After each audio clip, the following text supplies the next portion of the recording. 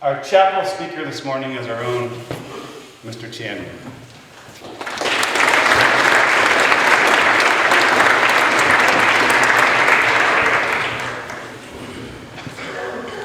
Speaking of trying to be invisible, I don't know whether any of you noticed it. Mr. Wynn was trying to be invisible over there when Mr. Brown was finding people to sing. Where's Oscar Chang? Oscar, good to have you back, buddy. I saw you clapping, so I figured those wrists appealed. Well, good morning. Good morning. It's great to see everybody back on campus. It looks like spring today. It doesn't necessarily feel like spring with that wind howling. Amazingly, if you were here about 10 days ago, for a spell it was about 75, beautifully sunny, and it felt like June. So hopefully we'll have that back soon enough. I hope you are rested and feel re-energized after a long 3 weeks. I know I do. And I'm really looking forward to this spring. As I'm sure you are. This is a great time of year, and a blessed time of year. This morning, and actually I didn't talk to Mr. Lewis about what we were going to talk about, but his story actually is in sync with mine a little bit. I'd like to spend a brief minute or two talking to you about something I did over this past weekend. You may have noticed this too, but for the past few months, there's been a burgeoning collection of garbage on the side of the road, on the span of road between here and the town of Salisbury. Actually, probably the other way too, but I just haven't noticed it as much. And for whatever reason, lately, it's been bothering me more than it has in the past. And maybe it's because there was more garbage on the side of the road than in the past, but it was bothering me. And over the past weekend, I had a few hours to burn. And so I snuck one of the maintenance vehicles out of the barn and headed down Route 44. And when I got to the first corner behind me, over by the Gilbert's house, I realized, looking down in the grass, that there was a lot more trash than I had imagined. And not only was there trash, but there were some pretty stout pricker bushes too. And I actually ruined the shirt I was wearing. Just tore it, and there were a lot of ticks. I found a lot of ticks on me, which was kind of gross. But most of the trash looked like it had been there for a while. Some of the paper products were decomposing, and at the same time, the Dunkin' Donuts styrofoam coffee cups looked like they'd be there 100 years from now in pristine condition.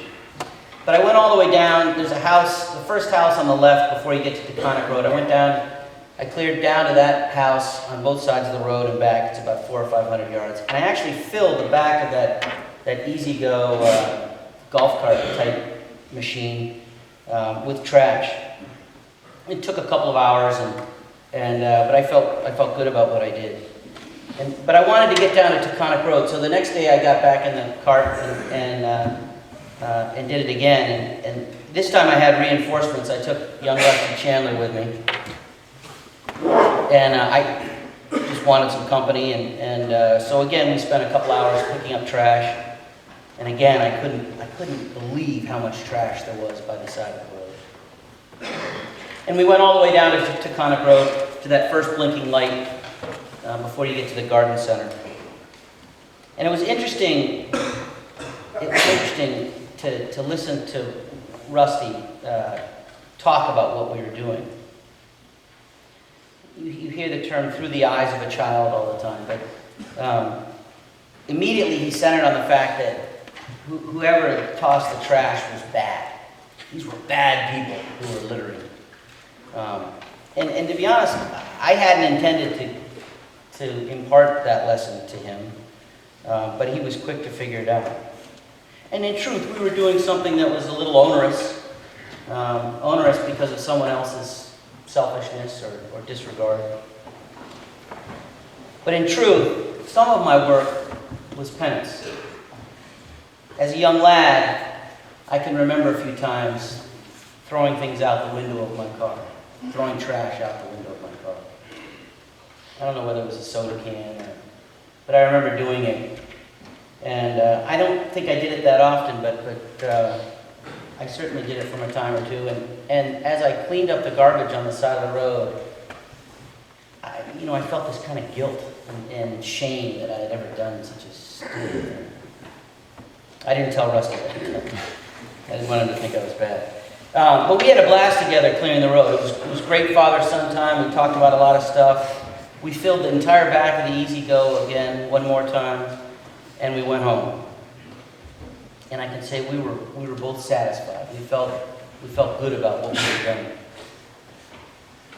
Now I'm going to pause for a moment. Can anybody guess what are the two most common items that I found on the side of the road? Anybody? Beer can. Beer cans and cigarettes.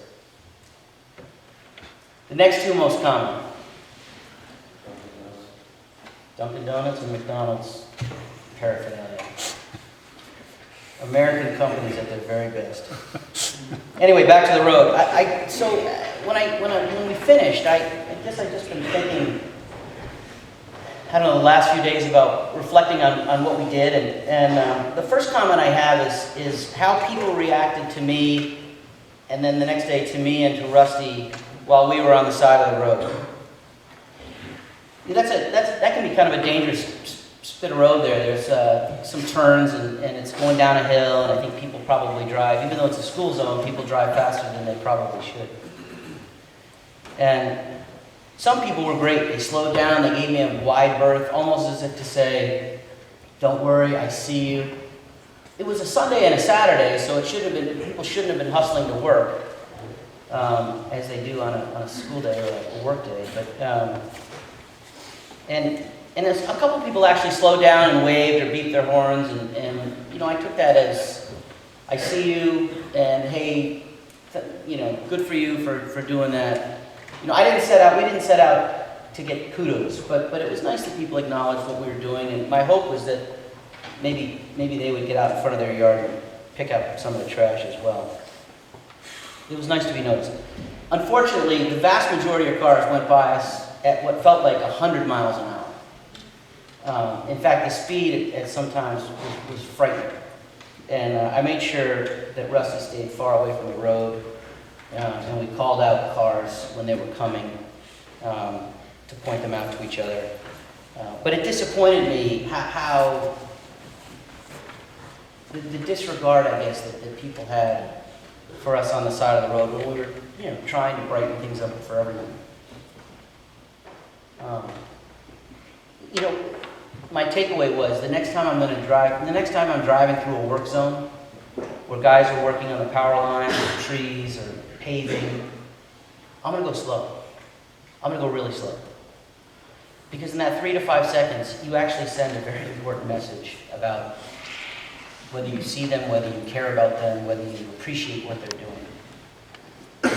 So that was good. That was a good takeaway. The second comment I'd like to share is how I reacted to the experience. And surprisingly, I really got, this is probably part of my character, I got into the cleaning up more than I thought I would. I almost became obsessed with making sure that every piece of garbage was cleaned off the side of the road. And I've thought about, why did I get so into it? And I think it comes back to my love of spring. And I love watching things grow. I love watching the leaves turn green. I love watching the flowers come up. After a span of time where we have brown lawns and cold air and no leaves, spring's great. Spring is welcome in my world. It's a time to begin anew, to start fresh. It's an appropriate time to wear my favorite pink pants. Appropriate time, AJ. So anyway, back to the road. I think I set about my cleanup as doing my part to usher in the springtime. And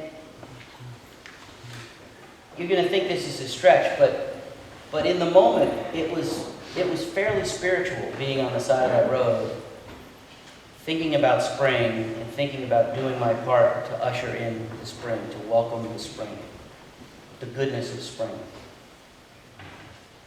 That was, I guess, the deeper meaning of my experience. Rusty, as I said, was really proud of all that we cleaned up, and I was too. I was really enthusiastic about it, but it didn't stop there for me, unfortunately. Well, fortunately. I had this bizarre, as I said, obsession now. Every time the last couple of days when I've driven to town, I'm scanning the sides of the road to see whether anyone has thrown more stuff out of their car window. And actually, Monday I stopped because there was a new huge bag of trash on the side of the road, and then someone had discarded an old headlight from their car. And so I don't know. I think I should just go with the fact that it's going to happen, and then, you know, another year from now I'll just go out and do it again. But at this point I'm obsessed. So, but that feeling has caught me by surprise. I feel like, having done that, I just feel so invested in that little span of road. It's interesting. I think I've said to you often in the last year and years that how much I love this school. How much I love my association with all of you, this community. But my reverence for Salisbury School also has to do with the beauty, with the beauty of this hilltop.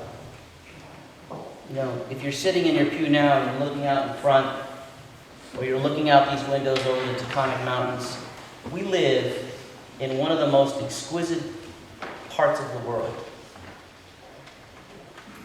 When I have friends from out of town come and visit, they often remark, this is just incredible. And I think that because we're here every day, we sometimes forget about that. But my reverence for this school is first about the people, but second about the beauty of this place. And it's something to protect, and it's something to care for. I hope that in the days ahead you will spend some time thinking about what you want to accomplish this spring. The truth is that these next 2 months, the opportunities are endless about what you can do. For those of you who are sitting in the front of the chapel, these are your last 2 months. Some of you in the days ahead will think that that's a great thing, because the truth is you're going to begin to outgrow Salisbury School pretty quickly. But I hope that you will enjoy these next 2 months, especially. Enjoy your friends, your teachers. Enjoy being blessed with the spirit of youth.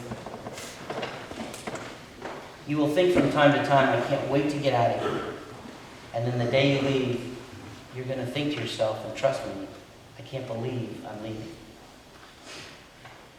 The only negative about spring is that it will be over before you know it. So enjoy it. Enjoy it. There are 66 days until graduation. Thank you.